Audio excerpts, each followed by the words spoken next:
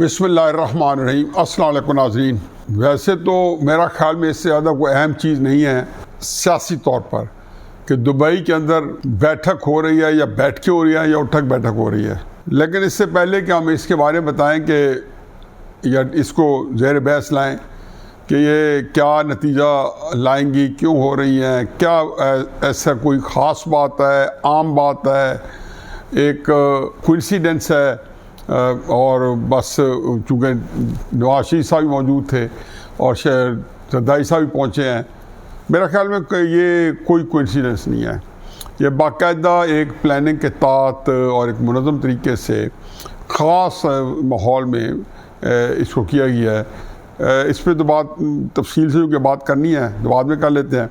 इससे पहले supreme court का आज का भी अहवाल ले लें। सुप्रीम कोर्ट किधर जा रही है, किधर जा सकती है। बहरहाल बुहरान है कि कम होने को आता नहीं है। मंसूर अली शाह साहब जब कल बेंच से अलहदा हुए थे, जो हमने ज़ेर बहस भी लाए हैं, वैसे हकीकत यह है कि ये लोग कमाल के सलीके के जजेस हैं।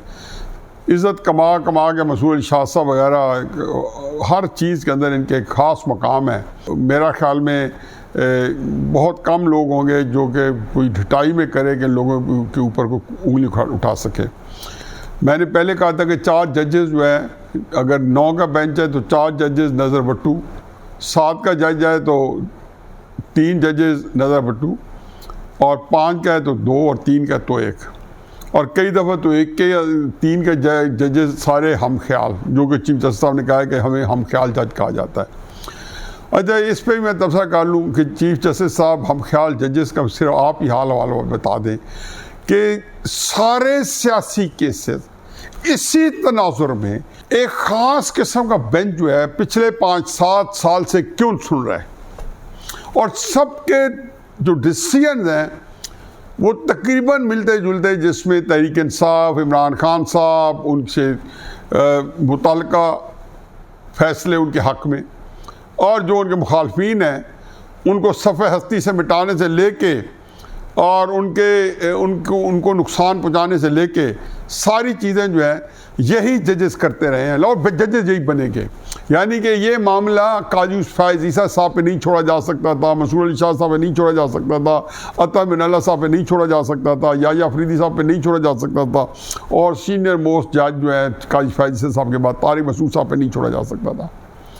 बहरहाल ये मेरा ख्याल है कि मंसूर अली शाह साहब ने जो आज बात की, अपने जो कल नोट अपना अलहदा करने का लिखा है, तो उसमें यही बताया कि काश ये बेंच फुल बेंच बन जाता तो ये मामला इस तरीके से इसके ऊपर उंगलियां ना उठती। अभी इस पर कोई बात होती या नहीं होती। या अफरीदी साहब ने आज अपना एक नोट लिख दिया आज की प्रोसीडिंग के बाद, और उन्होंने भी यही कहा कि ये फुल कोर्ट बेंच ना बना तो इसकी साख जो है मुतासर रहेगी, लोग इसके फैसले को इज़्ज़त नहीं देंगे, वो तकरीब नहीं देंगे। कौन कह रहे हैं?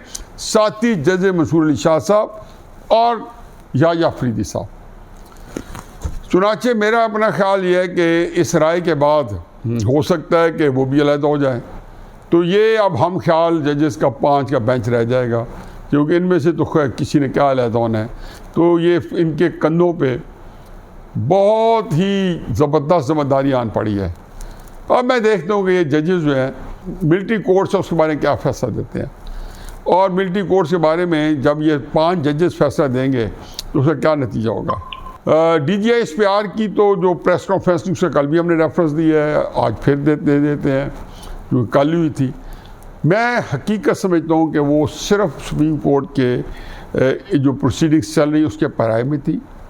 वाशगार अल्फाज में उन्होंने कुछ बातें कह दी हैं और समझा दी हैं, और कुछ के उनके जो वकुला हैं, जो कि कोई इमरान खान साहब का है या सिविल सोसाइटी का है या जवाद ख्वाजा साहब के हैं, ये वकुला इन्होंने भी अक्सर यही कहा जी कि ये उन्होंने जो कहा है कि 102 केसेस जो हैं वो चल रहे हैं, तो वही मतलब लिया जो मैंने लिया और जो DGISPR साहब फरमा रहे थे। आल्दो अटर्नी जनरल ने कहा कि नहीं जी अभी कोई केसेस नहीं चल रहे, अभी तो इन्वेस्टिगेशन स्टेज में है, फिर इससे एक और पेंडोरा बॉक्स खुल गया। वैसे एक बात कि मैं सुप्रीम कोर्ट का तो मेरे ख्याल में फैसला जो है, जो कुछ मेरे जहन में आ रहा है वो भी बता दूं। ईद के बाद जब बैठेगी तो मुझे तकरीबन 90% यकीन है कि मिलिट्री कोर्ट्स को ये इजाज़त दे देंगे, क्योंकि मुझे नहीं लगता कि ये जो 5 जजेस हैं जो एक ख़ास तरीके से फैसले देते रहे, यहाँ कोई ऐसा कोई इनकलाबी फैसला देंगे। कोई इनकलाबी फैसला देने वाले जजेस तो यहाँ से वो इस वक्त वहाँ यहाँ मौजूद है नहीं। बस ये खातिर जमा रखें कि सुप्रीम कोर्ट जो फैसला वो मिलिट्री कोर्ट्स को आप हेल्ड करेगी। ये मेरी अभी से आप इसको प्रेडिक्शन ले लें। बहाल रखी तो एक और तरह का एक अजाब जान रहेगा, क्योंकि फुल कोर्ट नहीं है, और अगर इन्होंने मिलिट्री कोर्ट्स को इजाज़त ना दी काम करने की तो उसका एक और बहरान होगा। यहाँ पे मेरा अपना ख्याल ये है कि इस वक्त एस्टेब्लिशमेंट के पास एक स्पेस है, और वो DGHPR ने वही तफसील से बताई है कि हमारी स्पेस ये है कि हमारे साथ बहुत ज़्यादती हुई है, हमारे साथ जुल्म हुआ है और हमें उसका अजाला कराना है। वो बिल्कुल सही कह रहे हैं। आज उस सिलसिले में वहाँ CCTV, फोरेंसिक लैब, सारा कुछ मिल जुला के जो कुछ भी किया है, इसके अंदर भी मेरा ख्याल में उन्होंने सारे बंदे आइडेंटिफाई किए हैं। मेरी सिर्फ एक ही गुजारिश है कि बेगुनाहों को खुदा के वास्ते उनको ना करें, क्योंकि उसमें ये होगा कि मेरे अल्लाह मियाँ का भी एक निज़ाम है। मैं हकीकत ये कि कोई ज़ाती बात नहीं कर रहा हूँ। मेरा ड्राइवर अल्ताफ़ हुसैन जो कि बाहर बावजूद, चूँकि फैमिली कैंट में ही रहती है और मैं ज़ाहिर है कि जहाँ पे उनसे खासा दूर रहता हूँ, तो उस कैंट के अंदर वो जिसको कहना चाहिए कि फ्लूक में पकड़ा गया। वो छापा मारने गए हैं घर के अंदर हसन खान के लिए, और वहाँ पे उनको ड्राइवर मिल गया और कुक मिल गया। कुक के साथ ये हुआ कि चौथे पाँचवें दिन जब उसको छोड़ के गए, तो मैं पहले ही बता चुका हूँ कि तब से लेके आज तक वो साहिब फराश है, और ये बात उनके इल्म में है। और मैं इसके आगे कुछ नहीं कहना चाहता हूँ कि बहुत तकलीफ़देह सूरत हाल है। मैं नहीं चाहता हूँ कि मैं खामखा अपना एक रोना रोके तो इस चीज़ को बदमज़ा करूँ, लेकिन चीज़ें जो इसका कोई फ़ायदा नहीं है। अगर या तो कोई फ़ायदा होता, ड्राइवर ने वहाँ कुछ शायद टिकटॉक बनाई थी, ये क्या, ये मुझे कुछ साथ का एक दूसरा एम्प्लॉई बता रहा था घर का कि उसने कैमरे में शायद टिकटॉक बनाई हो, जो कि आजकल हर बंदे को शौक़ है। मेरा किसी झगड़ा हो जाता है सड़क पे तो 4-5 बंदे टिकटॉक बनाना शुरू कर देते हैं।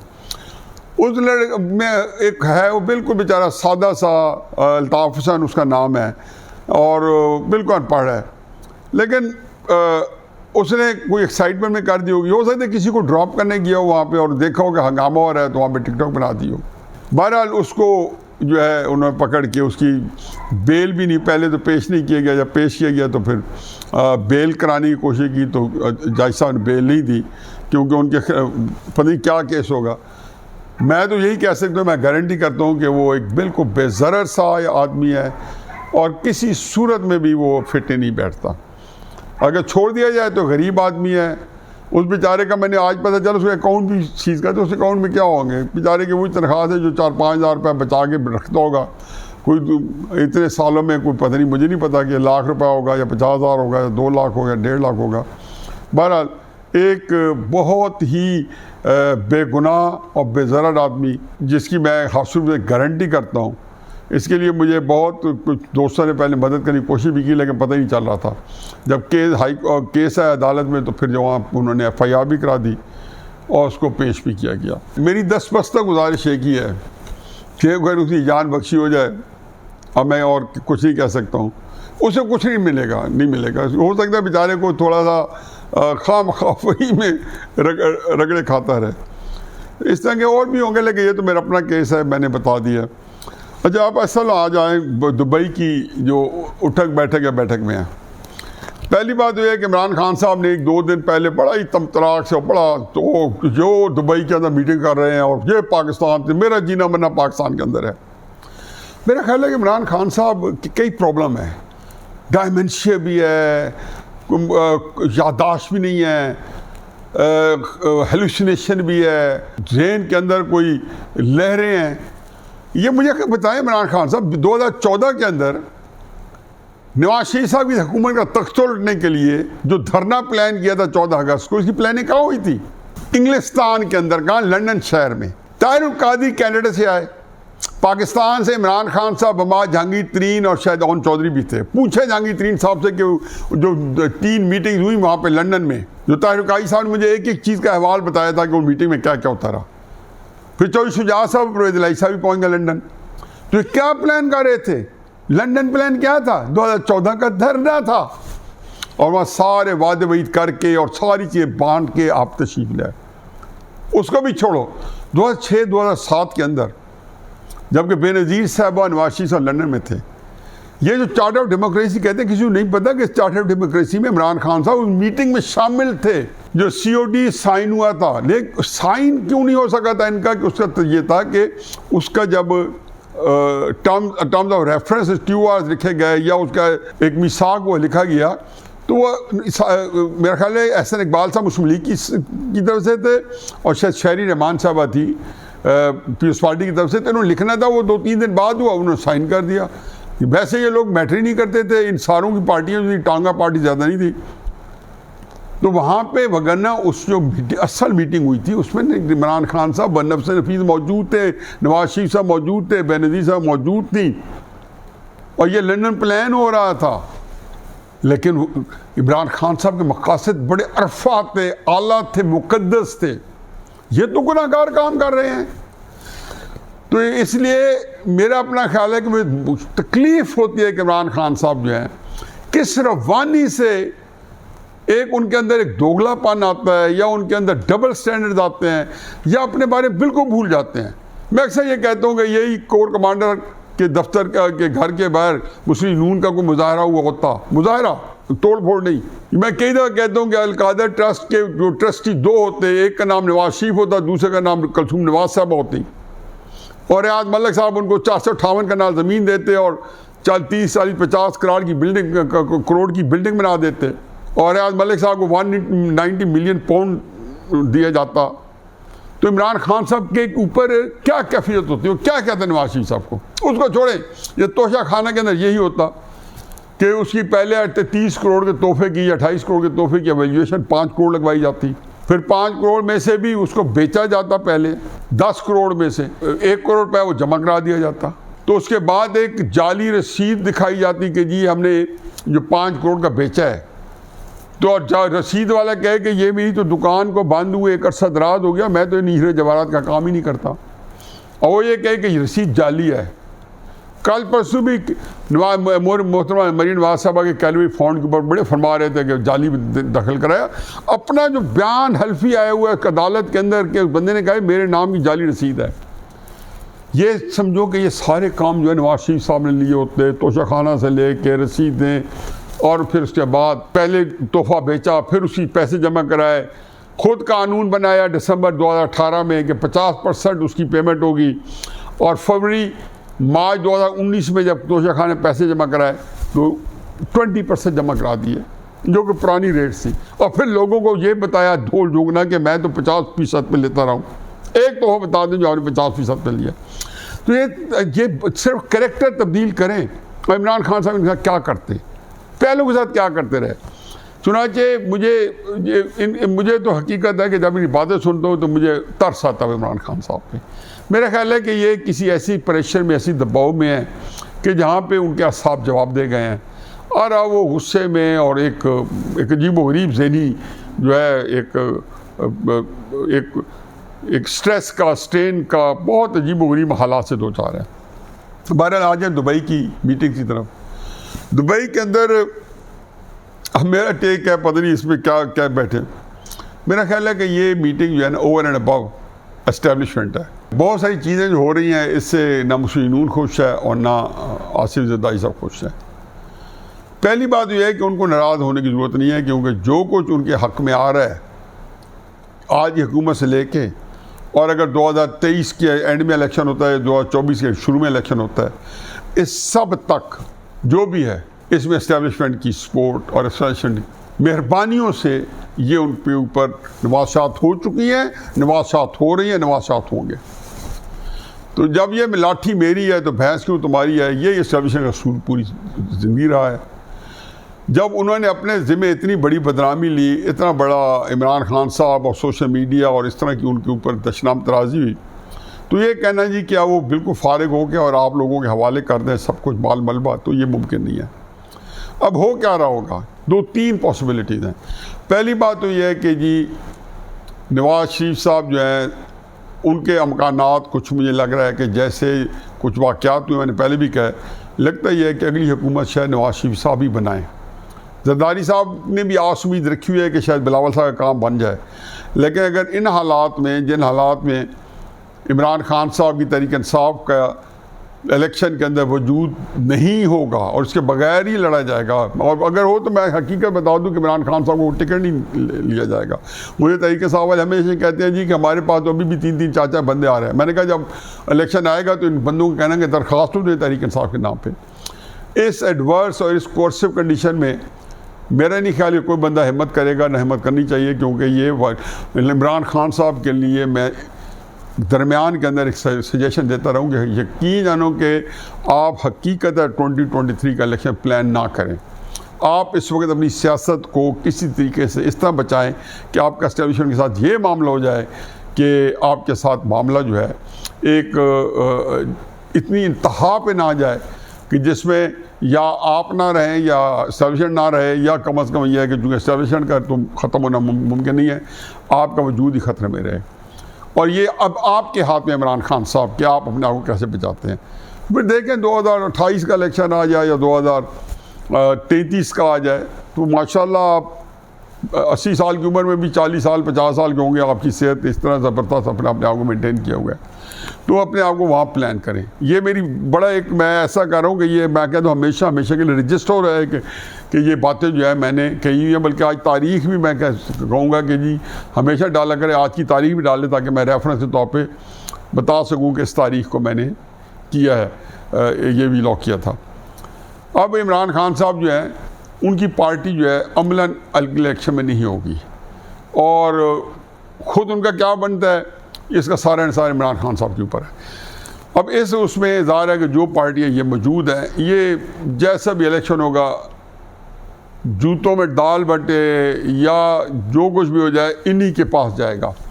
इसमें मुस्लिम नून को बड़ी जो है एक एडवांटेज हासिल होगा। अब मुस्लिम नून के इससे ज़ाहिर है तरीका पीएस पार्टी कुछ सीट्स मांगेगी, कुछ तो वाकई जनवरी देनी चाहिए। राजा परवेज़ अरशद साहब को आना चाहिए, पीएस पार्टी के लिए बहुत ज़रूरी है। नदीम अफजल चंद साहब वो तो मेरे वैसे ही चूँकि बहुत गहरे दोस्त हैं, मैं तो उनके वैसे हक में हूँ, वैसे भी उनको ऐसे बंदों को असम्बली में ज़रूर आना चाहिए। मुल्तान की सीट में यूसुफ गिलानी साहब को आना चाहिए, या उनके कोई भी जो भी उनकी पार्टी से हैं। इस तरह 8-10 सीट जो है मुस्लिम पीएस पार्टी मेरिट पे लेगी। अच्छा, पीएस पार्टी जब मेरिट पे लेगी, हो सकता है कि राजा रियाज जो है वो भी उस पीपल्स पार्टी की तरफ से एमएनए का इलेक्शन मुस्लिम नून से लें। जहांगीर तरीन साहब के जो बंदे हैं वो भी तहरीक इंसाफ के आए हुए हैं। अब उनका सबसे मकबस है, पहली तो बात है जहांगीर तरीन साहब के जितने बंदे हैं वो पीएस पार्टी वाली सीट ज़्यादा है, मुस्लिम नून की सीट्स कम है। उसमें भी मुस्लिम नून उनके साथ बात करेगी तो पीएस पार्टी को एक ये नुकसान हुआ कि साउथ के अंदर जिसकी उसकी हमारी तकिया था कि हमें मिलेगी सीट्स, तो वहाँ से शायद पीएस पार्टी जो है वो अपनी कुछ सीट्स जो है वहाँ चूँकि लूज़ करेगी, क्योंकि वो ख़ास इस्तेमाम के साथ इस्तेकाम पाकिस्तान पार्टी बनाई गई है, तो वहाँ पे पीएस पार्टी वाले जो हैं वो इसके कंपनसेशन भी मुस्लिम नून से पंजाब में लेंगे। अब कोई हर्ज नहीं है। और फिर काफली गए जिसमें तारिक बशीर चीमा साहब हैं, भावलपुर से हैं, गुजरात से हैं, हो सकता है परवेज़ साहब भी वापस आ जाएं। इन सारों की जो सीट्स हैं कोई 10-12 सीट्स जो है काफली को भी देनी पड़ेगी। सीटें बहुत हैं, मिलजुल के तो 260 सीट पे इलेक्शन है या कितने पे है जो पहले उसमें, फिर बाद में ज़ाहिर है कि 345 सीट्स शायद बनती हैं जो रिज़र्व सीट्स को बाद में इलेक्शन होगा। तो ये मुस्लिम लीग को यकीनी तौर पे कुछ भी कर लें एडवांटेज होगा, चाहे 100 सीट का एडवांटेज हो, चाहे 120 सीट के साथ हो, चाहे 110 के साथ हो, चाहे 80-90 के साथ हो। नंबर 2 पीएस पार्टी के पास होगा, फिर सबके पास फजल रहमान साहब, सबको एडजस्ट करना है। अब मुस्लिम नून ज़ाहिर है कि सीट्स मांगेगी भी सही, जब वो जहांगीर तरीन साहब को देगी तो साउथ के अंदर फिर 3-4-5 सीट्स उनकी पक्की हैं और कुछ 3-4 और है वो भी लेगी। फिर उस पार्टी से वो सिंध में लेगी और लेना चाहिए, और कुछ उनसे बलूचिस्तान के अंदर कहेगी कि जी उनको ज़्यादा मकाम मिलना चाहिए। केपी के अंदर भी वो ज़्यादा वहाँ पे जितनी पार्टीज़ हैं चूँकि सारों का एक हिस्सा बनता है, बराबर का बनता है, PS party, JUI, ANP, PS Muslim Noon. तो इस सूरत हाल में ये दुबई के अंदर एग्जैक्टली ये सूरत हाल होगी। दूसरा ये है कि थोड़ा सा जो एस्टेब्लिशमेंट से शिकायत है उसके बारे में एक पॉलिसी बनाई जाएगी। एसोसिएशन के अंदर भी एक ओवरऑल पॉलिसी होगी और एक हमारे COS की होती है। नॉर्मली COS की पॉलिसी जो होती है वो अपने माहतातों के मुताबिक होते हैं। मैंने देखा है कि जब राहील शरीफ का वक्त था और नवाज शरीफ साहब के ख़िलाफ़ ज़हीरुल इस्लाम ने झंडा उड़ाया हुआ था तो राहील शरीफ उतना एक्सट्रीम पे नहीं था। फिर जब बाजवा आया तो जनरल बाजवा शुरू में नवाज शरीफ के इतना खिलाफ नहीं था कि जितना वहाँ पे एक माहौल पैदा हुआ था नवाज शरीफ साहब के ख़िलाफ़, जो कि पिछले राहील शरीफ साहब के वक्त से इदारे का चलता आ रहा था। चुनाचे यहाँ पे भी जो इदारा है वो बिल्कुल मुस्लिम लीग नून को या पीपल्स पार्टी को फ्री हैंड नहीं देगा और ये पाकिस्तान के लिए ज़हर कातिल है कि अगर हर जगह पे पंजाब के अंदर भी 2-3 पार्टीज जो है मुख्तलिफ रीजन को एक्सपेक्ट करें तो 2-3 पार्टी वैसे आ जाएं, लेकिन स्पेसिफिकली साउथ में एक पार्टी है, सेंट्रल पंजाब में नॉर्थ में एक पार्टी है, सिंध के अंदरून एक पार्टी है, बैर एक पार्टी है, KP में अंदर हज़ारा एबटाबाद एक है। ये पाकिस्तान के लिए ज़हर कातिल होगा। ये मैं भी बता रहा हूँ कि ये पाकिस्तान की सालमियत को अल्टीमेटली 2023 का इलेक्शन तो समझें कि ऐसे ही है जैसे 2002 में काफ लीग का था, जैसे 1985 के अंदर रियाउल हक का आज़ाद इलेक्शन था जो फंक्शन लीग के हिस्से में आया, या 1962 का कन्वेंशन लीग अयूब खान वाली थी। ये इसी तरीके से केक की तरह सारा इलेक्शन की गोद में पड़ा है। लेकिन इसके बाद के जो हालात हैं वो सियासत शायद उस तरह ना हो जिस तरह ये इत्तेफाक तस्लीम सारे सियासतदान जरदारी साहब, नवाज शरीफ साहब, मरीम नवाज साहब, बिलावल साहब, फजल रहमान साहब सारी दूसरे को दे रहे हैं। वो ज़्यादा हौलनाकियों के साथ आएगा क्योंकि फिर उसके बाद एक रिएक्शन आता है एसोसिएशन के ख़िलाफ़ जो कि पूरा 70 साल की तारीख शायद है, और उस रिएक्शन के अंदर फिर उसका जो बुलवॉक होगा वो ये पार्टी जो है उसको नहीं हैंडल कर सकेगी। और फिर मैंने पहले भी कहा है कि इस हुकूमत का कुछ बैगेज भी है जो कि जिस तरीके से लोगों के अंदर इस वक्त मुश्किलात हैं, परेशानी हैं, और इसमें इस हुकूमत का कसूर कम, और पिछले 7-8-10 साल से जो सियासत में इस्तेकाम पैदा किया गया है राहील शरीफ साहब के वक्त से आज तक, उसका हिस्सा ज़्यादा है। लेकिन 12 ये बैगेज और एसोसिएशन ये समझती है इस बैगेज को भी जो है थोड़ा सा नीचे आ जाएगा कि बहुत सारी पार्टियाँ जो है मिल के हुकूमत बनाएगी। भारत बाज़ार तो उनको फ़वाइद नज़र आ रहे हैं, मेरे नज़दीक ये सारी चीज़ें ज़ाहिर कातिल है।